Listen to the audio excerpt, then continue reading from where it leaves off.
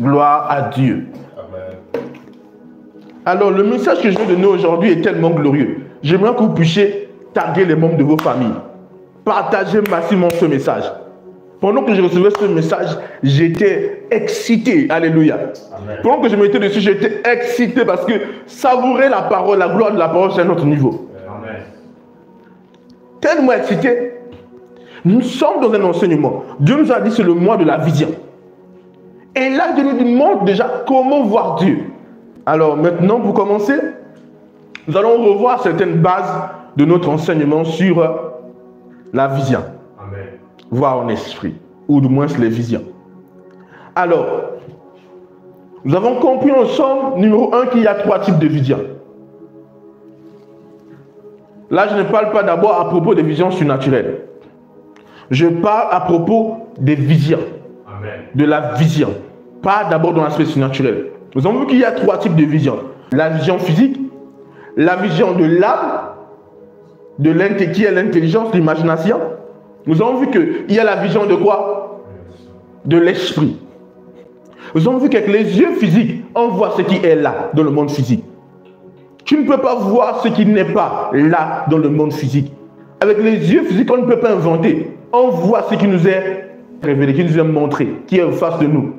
On voit l'environnement dans lequel on se trouve. Amen. Nous avons vu aussi qu'il y a la vue de l'esprit. Les yeux de l'esprit, la vision de l'esprit nous permet de voir les choses spirituelles. Le monde spirituel, les choses spirituelles, les choses que soit le Saint-Esprit ou les esprits nous permettent de voir. Amen. Et nous avons vu que nous avons 3e qualité d'œil, les yeux de l'âme. On peut parler de yeux ou même de vision. La vision physique, la vision de l'esprit et la vision de l'âme. Et j'ai fait comprendre quelque chose de très important. J'ai dit, la vision de l'âme a le pouvoir du devenir. La vision de l'âme, c'est l'intelligence, l'imagination. Quelqu'un me suit ici? Et nous avons vu ensemble. Si nous avançons avec nous, vous suivez nos enseignements durant cette saison, nous avons vu que l'intelligence était un œil. L'intelligence était une vision. L'intelligence avait une vision. Alléluia. Amen. Prenez-moi vite fait 2 Corinthiens chapitre 4, verset 4. Pour les incrédules, dans le Dieu de ces Pour les incrédules, dans le Dieu de ces dont le Dieu de ces siècles a aveuglé l'intelligence. a aveuglé quoi? L'intelligence. Oui. Afin qu'ils ne puissent pas briller la splendeur de l'évangile. Alléluia. Amen. Il a fait quoi? Il a aveuglé l'intelligence. Qu'est-ce qu'on aveugle? On aveugle les yeux. Amen. Vous êtes d'accord avec moi? Amen. On aveugle les yeux. Afin qu'ils ne visent pas. Parce que leurs yeux ont été aveuglés, ils ne peuvent pas voir. Donc si on aveugle leur intelligence, que j'enseigne qui est l'œil central, écoutez bien, ils ne peuvent pas voir. Amen. Si on te ferme les yeux, on t'aveugle les yeux, est-ce que tu peux voir? Si on dit qu'il a aveuglé leur intelligence afin qu'ils ne puissent pas briller la splendeur de l'évangile. Si on aveugle l'intelligence, ils ne voient pas. Ça veut dire quoi? Oui, et que l'intelligence c'est une vision, c'est une vue. C'est un œil par lequel on peut voir. Amen. Si on a aveuglé ton intelligence et tu ne peux plus voir, c'est que quelque part l'intelligence est un œil. Amen. Avance, prophète. Alléluia, est-ce que je peux avancer? Amen. Très bien. Et nous avons vu aussi que cet œil est l'œil central de l'être. Vous devez le comprendre.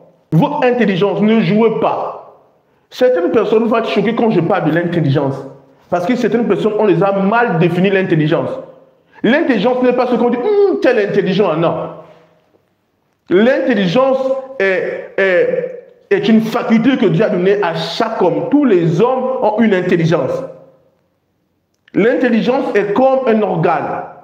Comme de la même manière que je dis, tous les hommes ont un cerveau, tous les hommes ont une intelligence. Amen. Tous les fils de Dieu ont une intelligence. Amen. Donc l'intelligence, ce n'est pas à propos de combien de fois est grand ton intelligence, c'est faux. Alléluia. L'intelligence est l'option que Dieu a donnée à tout le monde. Si toi tu as un cerveau, de même que tous les hommes ont un cerveau, tous les hommes ont une intelligence.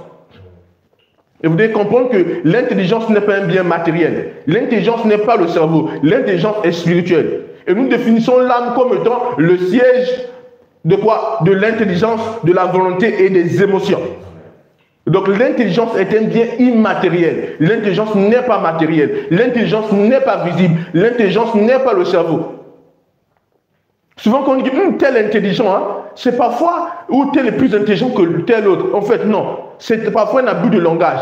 C'est plus dans le développement de l'intelligence. Plus de combien de fois vous utilisez votre intelligence. Combien de fois votre intelligence a été renouvelée. Combien de fois votre intelligence a été programmée. Alléluia. Donc, il y a 3 vues, 3 visions, 3 yeux, 3 types d'œil en fait. Il y a l'œil physique, l'œil de l'âme et l'œil de l'esprit. Alléluia. Mais je vous ai fait comprendre que l'œil de l'âme, qui est l'intelligence, contrôle l'œil de l'esprit. Alléluia. Amen. Maintenant, selon la définition de l'homme, l'homme est un esprit. Il a une âme, il habite un corps. Donc en réalité, l'œil de l'âme est aussi l'œil de l'esprit. Parce que l'âme appartient à l'esprit. Mais on distingue ces 2 catégories d'œil parce que la parole de Dieu a le pouvoir de mettre la distinction entre l'âme et l'esprit. Seule la parole de Dieu peut le faire. Seul Dieu peut voir l'âme et l'esprit de l'homme. Alléluia. Est-ce que je peux avancer? Avance en fait. Ok. Maintenant, en avançant dans ce développement, conformément à la parole de Dieu, l'homme est divisé aussi en 2 parties. Alléluia.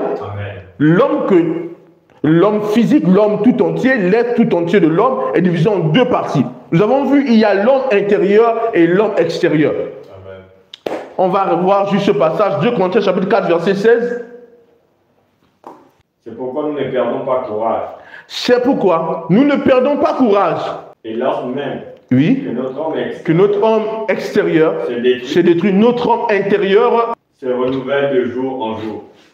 Alléluia. Amen. Gloire à Dieu. Merci. Donc là, pour nous introduire la notion de quoi? De l'homme extérieur et l'homme intérieur. Amen. Si vous nous suivez depuis longtemps, j'ai déjà défini ce que c'est l'homme intérieur et l'homme extérieur. Je me permets de redéfinir cela. Qu'est-ce que l'homme intérieur? Qu'est-ce que l'homme extérieur? L'homme extérieur, c'est l'homme physique, le corps de l'homme et ses 5 sens. L'homme intérieur, c'est l'esprit de l'homme et son âme. Quelqu'un me suit ici? L'esprit de l'homme et son âme. Et je tiens à dire quelque chose de très important. La plupart du temps, lorsqu'on parle du cœur, on ne parle pas souvent que de l'esprit qui est distinct avec l'âme. Parfois, lorsqu'on parle du cœur, on parle de l'homme intérieur. Parfois, lorsqu'on parle du cœur, on parle de l'âme. Parfois, lorsqu'on parle du cœur, on parle de l'esprit. Mais la plupart du temps qu'on utilisait le terme cœur, on a parlé de l'esprit. Alléluia. Quelqu'un me suit ici? Donc, l'homme intérieur, c'est quoi? C'est l'esprit de l'homme et son âme. Et n'oubliez pas que l'âme appartient à l'esprit. L'âme est un composant de l'esprit de l'homme. Alléluia. Amen. Voilà. Maintenant, c'est très très important de le comprendre. Très très important de le comprendre.